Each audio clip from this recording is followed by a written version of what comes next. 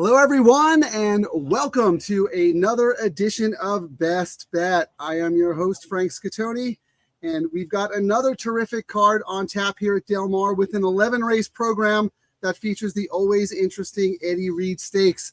It's funny, I thought we were going to get a little preempted this morning. When I got here to set up in my usual spot, my man Felix Taverna was just wrapping up his radio show. So lots of good content going out there today here at Del Mar. It's going to be a great day. Keep in mind, there's a mandatory pick six force out on this Elite Sunday card. So if you're ever going to play the pick six, today would be the day to do it. There's positive expected value. It's a very good thing for horse players to try and take a swing here where they have to pay out every penny that goes into the pool. So minus the takeout, of course. All right, before we dig in, just a reminder, this is not a traditional selection show. We are not going to talk about every race, just going to look at specific races and wagering strategies that offer the best opportunities to make a decent score. If you're watching live, feel free to leave us a comment or ask us any questions. The show will also be archived on Del Mar's Twitter, Facebook, and YouTube platforms. I'm really excited to have today's guest on this show because I've known him a very long time. And he did a great job when I had him on this show many years ago. I know just how passionate he is about horse racing. Going back, he was a wagering ambassador at Santa Anita. I know that during the COVID pandemic, he won an online contest, a live stream contest, donating his winnings to Karma for retired racehorses. And right now, he's doing some really, really interesting handicapping and analysis work for OpticsEQ.com, putting out weekend spot plays during the Del Mar meet. Without further ado, let's welcome our guest today, Christopher Otto. How you doing, Chris? Doing well, Frank. Doing well. How's it going over there in Del Mar today? It's there's no place I'd rather be. It's going to be another beautiful day, full card, 11 races, really good opportunities on tap. So I'm looking forward to it.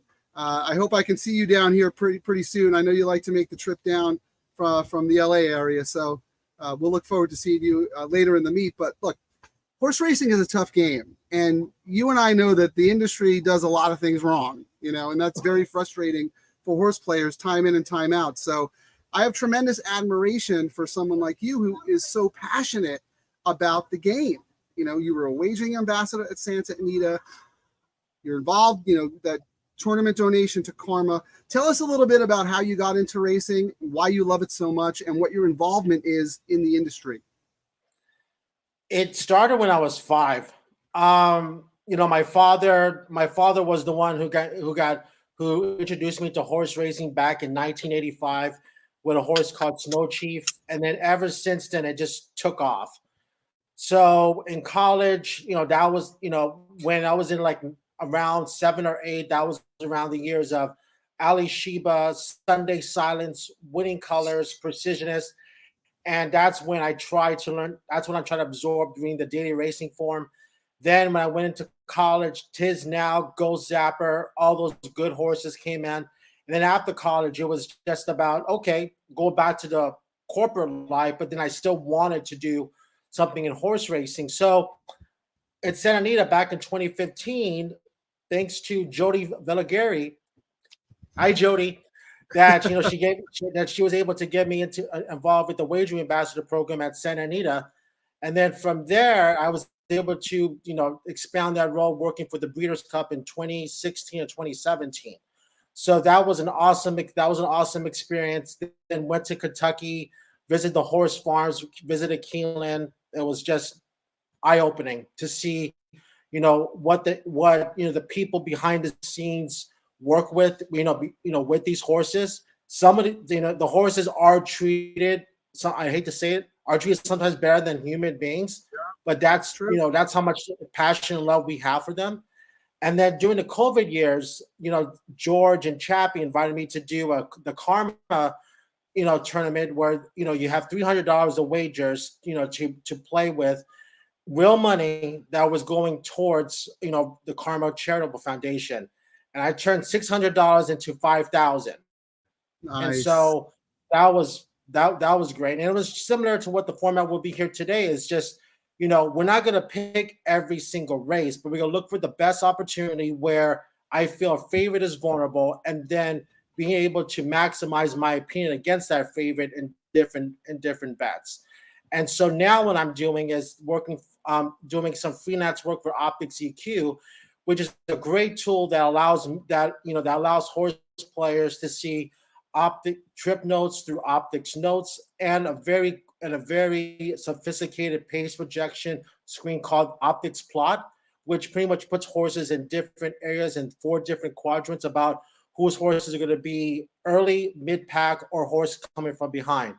And it's a great tool. And when I first got introduced to it through John Doyle and you, it was very difficult because you're going from doing it from the data racing form to a new platform. So how I learned how to use optics was I started with one side, the notes, which is similar to like trip notes that you put into your data racing form.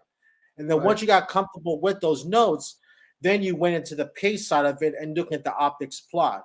And then once you're able to combine those two together, then you're able to it's almost like, it's almost like this giant database where you have everything at your fingertips, and streamlines a lot of work that would be done, prior. So that's what I'm doing now. Yeah. As you know, people who listen to the show and read my stuff, I'm a big proponent of optics. Will not go to the windows and bet serious money without handicapping the race through that platform. A couple of things that I want to just hit on that you mentioned. One, do you still have your wagering ambassador bow tie and suspenders? No. Those have been That's retired. long gone. All right. That was one. And number two, you talked about maximizing your opinions, and it's not always about just, picking as many winners as you can. It's about how to bet those horses efficiently and make a lot of money. So one day I was walking into Santa Anita, and some guy runs up to me in the parking lot, catches up to me, and he goes, Hey, Frank, so you got all the winners today? And I looked at him and I go, all the winners? I only need one. That's it. As long as I bet that one horse correctly and focus my action on my key horse and build my day around that horse. And if that horse wins, yeah, I should have a big winning day at the track. And that's what we're going to try to accomplish here, because I know in a little bit, we're going to talk about the late double. That's where you're going to focus the lion's share of your action today. But before we do that, just tell us a little bit about your handicapping process.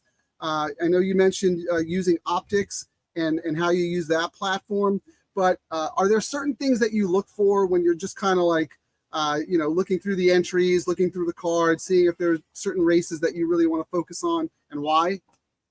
Yeah. So pretty much I really do well in turf races, whether it be sprints or routes and dirt sprints. But the one thing that I've always learned, and this is when I was a freelance work for Michael Kipnis, the Wizard, was that Yes. you cannot be a slave to certain handicapping principles. You can't just say that, I'm a speed figure handicapper and then ignore pace. You can't say that you're a pace handicapper, ignore speed, or you're a trip handicapper and notice that you're not noticing how fast the race is. So that has always been my handicapping, my handicapping mantra is that you can't be a slave to one certain handicapping principle. Everything comes as, everything's a combination in the handicapping process. As far as wagering goes, there was you know, I do mention the Wiz a lot because I learned a lot. I call him my horse racing father, but Yeah. he has a show called Get Tied On, where on his second show he said that he described experience about wagering within your comfort level. We all have that experience, like a let it ride, where you have this hot streak and then you want to bet more. And the one thing that I learned from the Wiz and that I applied to my own wagering strategy is stick to your comfort level. For example, if for me a comfort level would be two to $300, but for some people it might be $50 or $100. So always wager within that comfort level, because if you go beyond it, then what will happen is, and you lose, you're out of action. So always stay within that comfort level that that was advised to me at a young age. So then that way you can build the bankroll, and then you can keep moving, and then you can keep on moving up when it comes to units or different wagers. Those are great points, Chris. I especially like what you said about handicapping. Sometimes we become creatures of habit. Our brain develops muscle memory, and all of a sudden we're looking at the same things the same way over and over again. And maybe we become a little over reliant on one particular angle or approach that has worked for us in the past. You're like a golfer who uses all the clubs in the bag, right? Yep. You've got access to all this information. Every race is different, and like you said, there's pace, there's class, there's form, there's race shape. These are all fundamental areas of handicapping that we all need to be proficient in, and we can't over rely on just one of them. So I love that you mentioned that. We're golfers. We're using all the clubs that we have in the bag. And then the second point you made when it comes to wagering is terrific advice. Bankroll management is so important. Do not come to the racetrack with money that you can't afford to lose, because once you start to lose some of that money, you're going to be betting scared. And once you start betting scared, you have no shot of winning. You have to go up to the windows with so much confidence. And, if you happen to be wrong and you lose that money, you turn the page, you move on. But if you walk up to that window and you're scared about losing that money, you should just go home.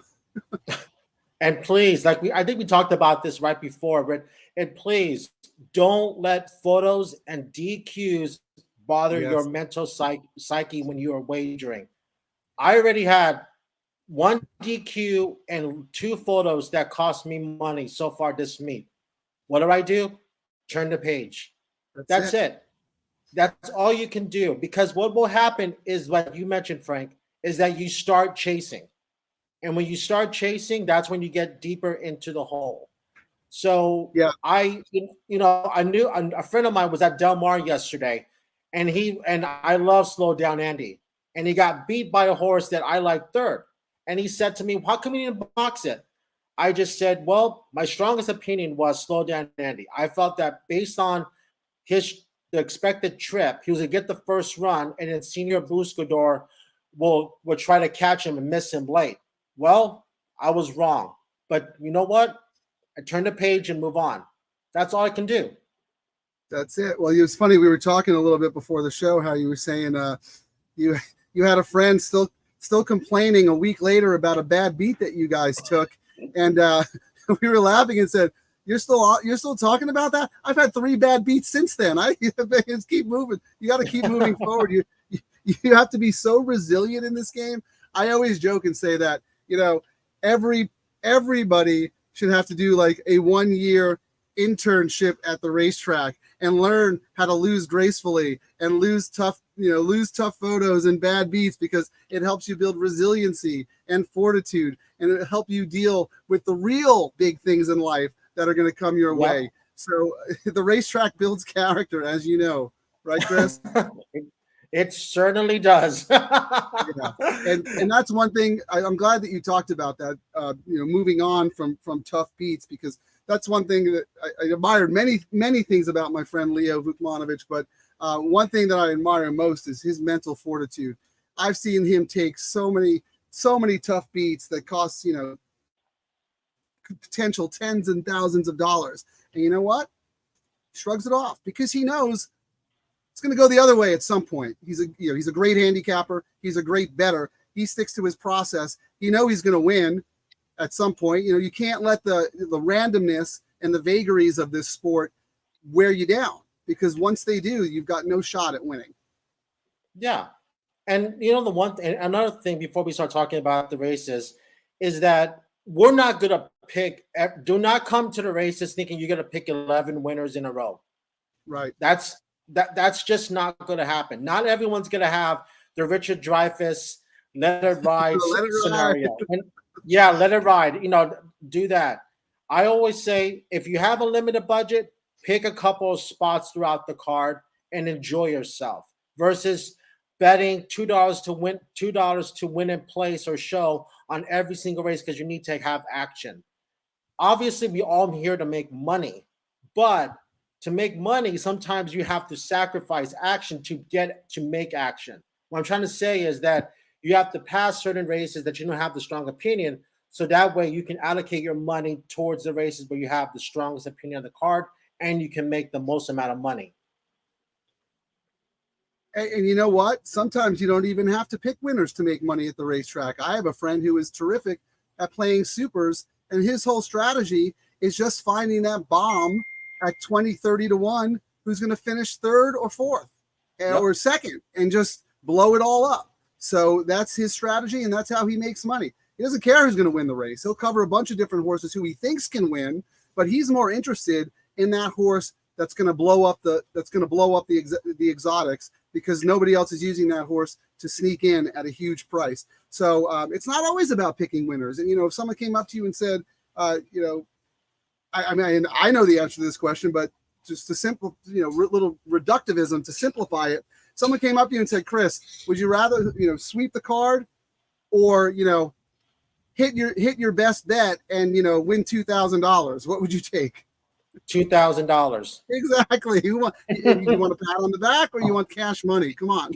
Yeah, that happened to me in Vegas when I was out there a couple of weeks ago. I was there for the NBA, the what was it for the rookies the second year, and there were two guys next to me at the Wynn Sportsbook, and they were like, "You're just waiting for the last two races, huh?" I was like, "Well, that's my strongest opinion." And he was like, "Well, I'm betting every race." I'm like, "Well, that's not me." So what I did was, it was at Ellis Park, Eddie Kenneally horse on a turf sprint, gave him the last race, and then they were like, "Wow, you're right." I'm just like, "Well, you just pick your spots, and then when you find it, hammer it." Right. And the other thing to that is that, you weren't spending half the day eroding your bankroll playing races that you didn't have a real strong opinion in. Yep. You saved your bankroll for your best spot. Exactly. Yeah. So I love that this advice you're giving out, Chris. We're going to talk about the races in just a second, but just tell us a little bit about what you're doing for optics now during the Del Mar meet, where we can find your work, and what your approach is when it comes to that, using that handicapping platform. Yeah, so you can always, so every weekend I will produce at least 2 to 4 spot plays at Del Mar, and so I will write up a detailed analysis of those plays, and I will provide screenshots of both the optics, the grid, which is the optics notes for every horse. If they come out of a key race, I will provide that information to show you where the horses, from that race, the horse that I won. And then I will do an explanation on the plot, so that way you can see, how I envision the race is going to set up, and it's going to, set up well for my top pick. And so that's what I do for Optics EQ, is to give the reader the opportunity to see how one person does it. It's a great team. Donald, John, Ron, Emily, yep. Emily, we all do it. We all have our different ways of how we interpret the data. So sometimes we may have the same opinion on a certain race, but the one thing is that we come in with a fresh perspective how we use Optics EQ. And it's like the daily racing form. If you were to tell someone, like, okay, how do you mark up your daily racing form? If you ask 10 people, you're probably going to get 10 different answers. And so that's what, with optics, it's almost like, we use the notes, we use the plot, and we have come up with ways where we can come up with horses that some people don't, because of how the Optics EQ presents the notes and through the plot itself. Yep. Absolutely. Yeah. The plot, the notes, everything else, optics focus. I know John Doyle, who you mentioned, is always trying to innovate and come up with new ways to give handicappers tools that, nobody else is using. So if you're an Optics subscriber, you're automatically getting an edge. And I'm glad you mentioned the team. So for those of you who don't know, John Doyle won the NHC championship, the most prestigious handicapping championship a few years ago. Emily Gullickson, probably one of the hardest working people I know. If you're not familiar with her work, she also does the simulcast feed for Hawthorne and is doing some great work in the Chicago area. And she does a lot of national racing coverage too. And you can find her on Twitter. I forget. I know she goes by May Hemley as her handle, but I forget what her actual ad is. But you'll find her. Donald Harris, one of the best clockers in the country, so he brings his perspective. And then you got Ron Raschuti, who's a really good race watcher and note taker. And I've had him on this show last year. We had a really good time. So if you haven't used optics or you're not familiar with it, please, I encourage you to do so. I say that a little reluctantly because that's going to take my edge away a little bit, the more people who use it. But you know what? I'd be doing a disservice to say that. So check it out. It is an incredible product. And believe me when I tell you, you will become a much better handicapper and better by using it. So, all right, let's move on. So let's dig into the races. You want to talk about the late double? I love that you're so targeted. You told me yesterday, Frank, I want to keep it simple.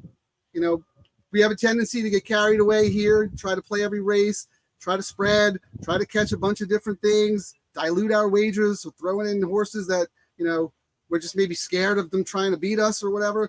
Forget all that nonsense. Let's be target, let's focus, and let's see if we can make some money. So let's go to race 10.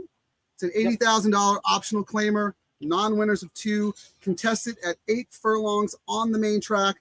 Morning line favorite is number 1, Paroli at 5-2. He scratched out of the San Diego on Saturday. So this is obviously an easier spot, but perhaps this also shows a little bit of a lack of confidence, choosing easier competition instead of trying to go for grade 2 money. Looks like you're trying to beat this one, but tell us how you see the race and how you're going to approach the wagering part of it. Yeah, the one thing is that when I look at Pirelli, who's good, Pirelli, that's going to be the morning line favorite coming out of the Hollywood Gold Cup at Santa Anita in his last start. That race to me was not a very good race. If you look at you see that that racetrack that day, according to Optics notes, was very speed favoring. Okay, so the horses Hollywood Gold Cup, those were automatic bet against. And so you saw it yesterday. You already saw 2 horses already from the Hollywood Gold Cup that were close to the pace that failed, that did not run well their next start.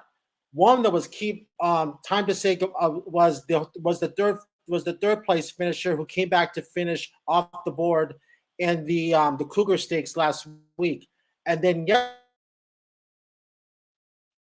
on gate to wire and rolled the bias, did not even hit the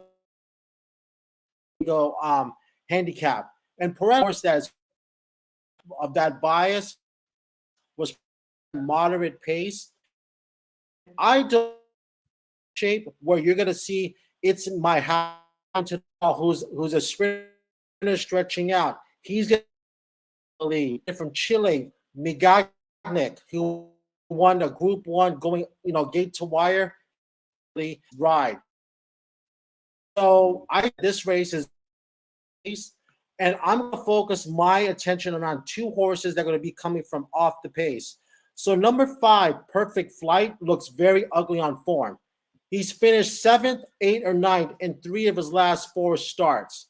Okay, but in the Malibu, he couldn't keep up with Taba. So I'm going to draw a line through that race.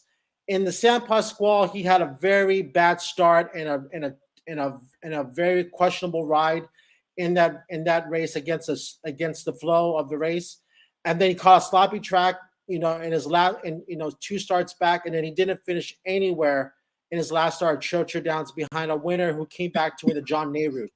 The one thing about this horse is that if you go back and if you draw a line through all those races and look at his previous fast dirt starts, he fits in this race. He gets Juan Hernandez, and if you see a clean start today from Perfect Flight, I think he'll sit in mid-pack and then come running late to mow down that tiring speed. So that's one horse I'll use in a double, and the 6 is going to be Divine Armor, who had a wide trip 2 races back at Santa Anita, and then kind of had a traffic-filled trip before easing out to run down the 1-2 pace setters in his most recent start at Santa Anita. So I think with the hotly contested pace, I think that the 5 Perfect Flight and the 6 Divine Armor are going to kick off the first leg of my JD double in the 10th race. Yeah, I love the way you're analyzing that race. I think the two horses you selected are going to get the type of trip that has been winning over this dirt track. I think it's a little bit more pronounced in the sprint races, but you want to sit outside tracking the pace on the good part of the track. At least that's been my perception. Do you have any insight into that, Chris, or do you not pay much give much credence to track biases and things like that? I did notice that the track profile is going to be favored towards the outside, but you have to be very careful about betting outside, because we saw yesterday with the Bob Baffert horse coming up the inside in a sprint race, but he was the favorite. So, and he had that bad trip. And then you had, so the one thing I've always said about track bias is that if you see horses that are unexpected winning by large margins of victory, that's the question mark that you have to look back in the result charts to see if that was an accurate track bias. To me, the track is fair, but it favors more towards, I would call it a moderate outside. I would not call it like, if you're stuck on the rail, it's a dead trap. But if the preferred option would just be in the 3 to 4 5 path, like we saw yesterday with Senior Buscador. That's a fair assessment, and I love the way you describe bias, because I describe it similarly, except I say, you're saying if there's a horse who wins impressively that was not expected to win that way, to you, okay, maybe it was a bias, you'll go back and you'll dig a little deeper. To me, if I have one or two horses on the card that I absolutely love and they run up the track, and I say, oh, well, they were both stuck down at the rail. Maybe it's a rail problem. Or maybe they were outside. Maybe it's an outside problem. That makes me start to dig a little deeper. And sometimes I look at it and go, you know what, Frank? You were just wrong. Don't try to blame the track. You were just wrong. And that happens too. And that's the one thing is that, we've always heard it where people will say after the first 2 races, after the first 3 races and 2 of them were sprints, it's a speed bias because the gate to wire winner won. Well, were they the favorites? Did you look at the pace scenario to make sure that, was it expected to be a slow pace and the horse was on the lead at 1, expected to be in that position after the first call? And so that's the one thing that I always look at when it comes to track biases. I go back after the results and then see where not only the winner comes from, but then also the second and third place finisher as well, because that's where you can really see if a horse, if the inside or the outside are the preferred options. Right, especially if you see a horse who really outran his odds, or a horse who really underperformed at short odds. So there's a lot of work. And sometimes I say the best handicapping a person could do is immediately after the race, based on what you saw and then studying the charts. So great information there. I just have one question before we move on to the next race. So you have 2 horses that are pretty decent prices. Would you ever consider making a double win bet, or is that just something that you'd rather try to maximize your opinion in other ways? I'd rather maximize my opinion in other ways. So what I would do here, because I am against the favorite Paroli, is that and since my strongest opinion of the card is the next race, is that I would want to use these 2 horses coming into my best opinion going into the next race. So as far as just wagering in itself, in that race, I'll probably look at it just as a stone cold win bet on the higher odds. So if Perfect Flight, who comes off of fast pace finishers, the higher odds over Divine Armor, then I'll probably just bet a straight win bet with an exacta box. Right. It's kind of what I do too. I'll bet the horse with the better odds, and then back them up in exactas and stuff. So I'm just always curious, because you land on 2 price horses, sometimes it's tough to figure out what to do. But I like that approach, and I also like this approach about the double that I posted up on the screen here. That's going to be one of your key wagers. Also, we're going to talk about race 11 in a second, but you mentioned that Baffert horse that won the first race. I thought that was an incredible performance. That horse veered in at the break, was buried down at the rail, looked like he was climbing, never getting a good hold of the track. But I'll tell you, when he came out into the stretch and leveled out, that was a really, really impressive victory, I thought. So I forget the horse's name. I got to go back and look, but that's a horse to watch for sure. You know, Baffert always has so many talented 2-year-olds, but that one really impressed me. Do you remember the horse's name, Chris? I can go back and look. But no, we'll have to go back. Yeah. But you know what's so interesting about that horse? He's not a comfortable behind sprinter. I know. He's shown speed in the morning. That's the one thing about that horse. So what's scary is you only probably saw 80% of that horse, and I believe he earned a 90 buyer from that race. Wow. So what's scary is that if this horse learns how to break, watch out.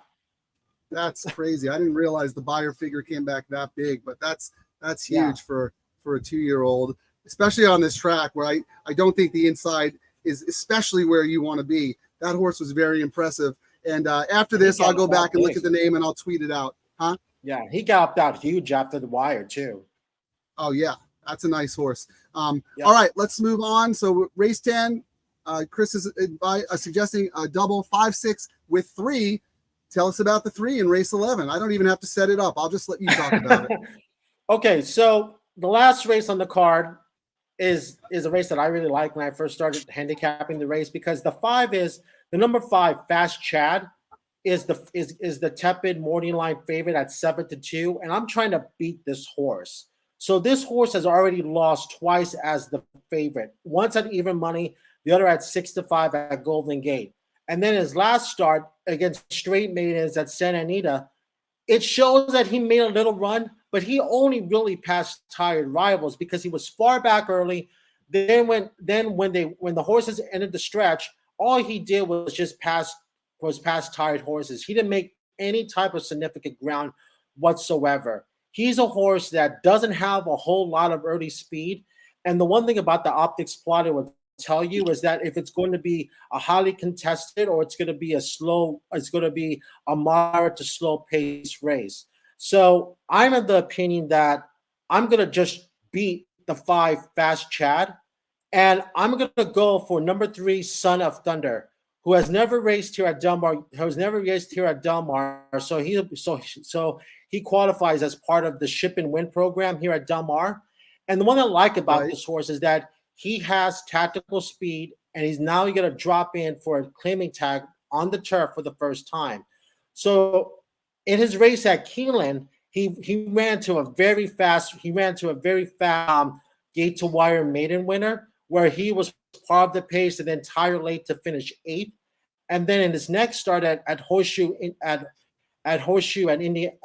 Indiana Downs, he was actually caught in a very congested trip running into traffic, and then didn't get out until late, where he split the field running evenly. That race has already returned to be productive, producing two winners. And then his last start, draw a line through that race because he lost the rider right after the start. So you could draw a line through that race. You know, with number 10, Knock Knock Bolt now being scratched from this race, you're going to see number 9, Adventure Sam, going to the front end. He will not set a quick pace, and I think Edward Maldonado will sit a perfect trip close to slow fractions on number 3, Son of Thunder, and then get the jump on the 2 other horses that I'll put using Exacta, which would be number 2, Russell's Hustle, and then number 7, St. Ignacio. So that's how I'm going to play this race, is that I feel very strongly that number 3 will get the right trip, faces easier, and that he'll just get the jump on the 2 closers to win, to close out the finale as a winner. I love how you're so targeted. You know, it's like a sniper. You found your key horse, and you're going to take your shot. You got doubles going into number 3, Son of Thunder, from the previous race. You've got a win bet on Son of Thunder at morning line 6-1. And I love that you have the Exacta part wheel 3 on top of the 2-7. You're so confident you're not even going to back the horse up. No reverse, right? No. This might come to bite me, but you know what? In the end, this is just how I feel about the race, because the two has already had so many chances already. I think he's had like 10 or 11 chances, and he still hasn't won. He always finds trouble. And then the 7 horse for the Somo and has second start in California. that's the horse that's my second preference. But I just think with the pace scenario today, that the 3 will get the jump on those 2 horses and hold them off. I love it, Chris. No guts, no glory. I just want to say one thing about number 3, Son of Thunder, owned by Feld Family Racing. Big shout out to Sean and Bob Feld. Way back many years ago when we had the San Luis Rey fires and a lot of the horses got displaced and they had to ship them here from all over North County to Del Mar because they needed some sanctuary. Bob and Sean were here, volunteering, donating, doing as much as they could to help the horses. So racing is a very tight-knit community. It's a family. I know we compete against each other. Owners, trainers, breeders, they all compete against each other. So do horse players. But we're also a brothership and a sistership, a brotherhood and a sisterhood. So just a little shout out to them. I hope they win and I get to see them in the winner's circle. And I hope they win so your best bet comes through and we can make some money today. So, Chris, thank you so much. I had a great time talking to you. I could talk racing with you all day. Hope to see you down here at Del Mar. We'll do it again next week. Saturday, I'll be on track for the Saturday seminar. Sunday, we'll be doing best bets again at 11 a.m. Thanks for watching, everyone. As I always like to say, good luck to us, and let's make some money.